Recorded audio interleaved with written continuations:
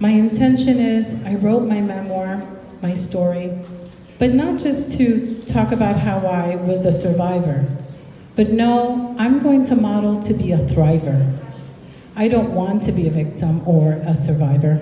I am a thriver, and I want to activate the voices of other thrivers. And so my intention is when I retire to move to Puerto Rico. I am moving to my mother's motherland, and the sound of coquilles bring me home. So I want to thank you for sharing and holding space with me as I prepare to go home.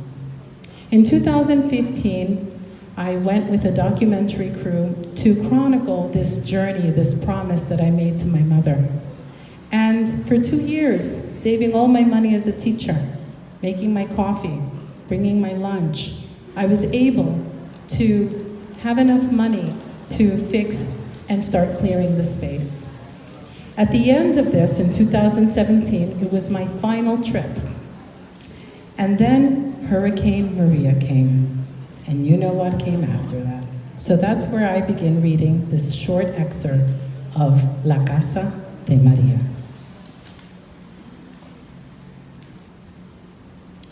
In July 2017, I went back to Puerto Rico with the original documentary crew, and we continued with the last leg of the filming on the island. We went back with a specific purpose to show the transformation that took place with the restoration of the house. With the extra time of saving money for those 2 years, I was able to pull together enough funds to house the documentary team in a nice little penthouse in Dorado, where we conducted many interviews with community activists and guest speakers of domestic violence. Having that place to strategize, coordinate, and decompress after long days of filming around the island was a gift to our spirit. We were able to travel to La Ventanilla, the Yunque tropical rainforest, and to also witness the beauty of how those cave openings were windows into the heart of Puerto Rico's lush landscape. We spotted several Taino indigenous cave paintings, always being mindful that looming nearby and clinging upside down to the cave ceilings was a huge colony of bats. A month later, on September 20th, 2017, the deadly Category 5 Hurricane Maria came to Puerto Rico and devastated the island. It was regarded as the worst natural disaster to have affected the northeastern Caribbean. I remember feeling grateful that family like Yaya were not alive to witness this horrible storm and the isolation that the island experienced.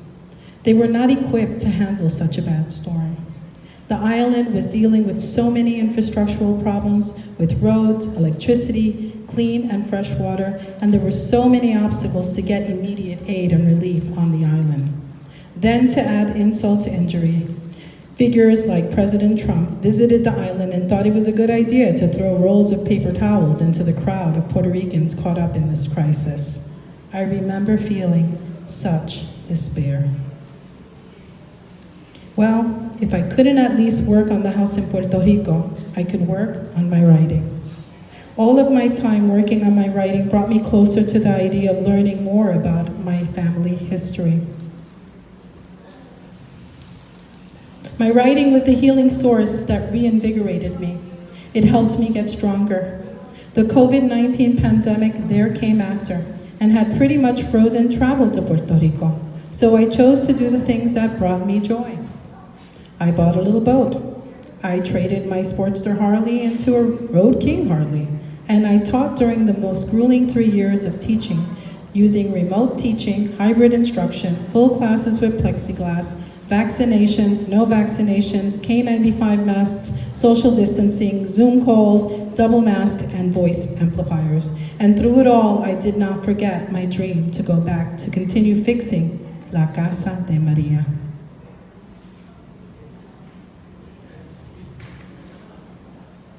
Ultimately, in July 2024, I will retire from teaching in New York, and my dream to open up a publishing house there and begin making Toalta my retirement home will be waiting for me in this tropical island breeze. La Casa de Maria Press will be a future site to invite other writers for their writing retreats. There they will be greeted by bomba dancers from Loíza, Puerto Rico, to spiritually cleanse the ground and space for their future writing. Dancing to the rhythm of the drums and the writer's hearts, stories will come forth and leap onto the page. There they will be able to pen their pain. There they will be excited to pen their passion. And there they will be brave to pen their personal promises. And this humble servant will cook some of the recipes that my beloved Maria showed me how to cook. The recipes of love, perseverance, grace, and compassion. With the vegetables and organic food grown in the backyard, La Casa de Maria writers will be nurtured and fed, and their souls will flourish, stirring hearts and souls for writing.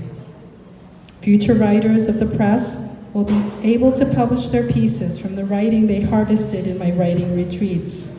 There they will be able to go to the tropical rainforest of El Yunque and write about their dreams. Writers will be able to visit the San Juan Fort en Moro and fortify their spirits, writing about their futures. And there, this daughter, La Hija de Maria, will be freer than my mother was at 55. At this age, she's not here, but I will go in her stead.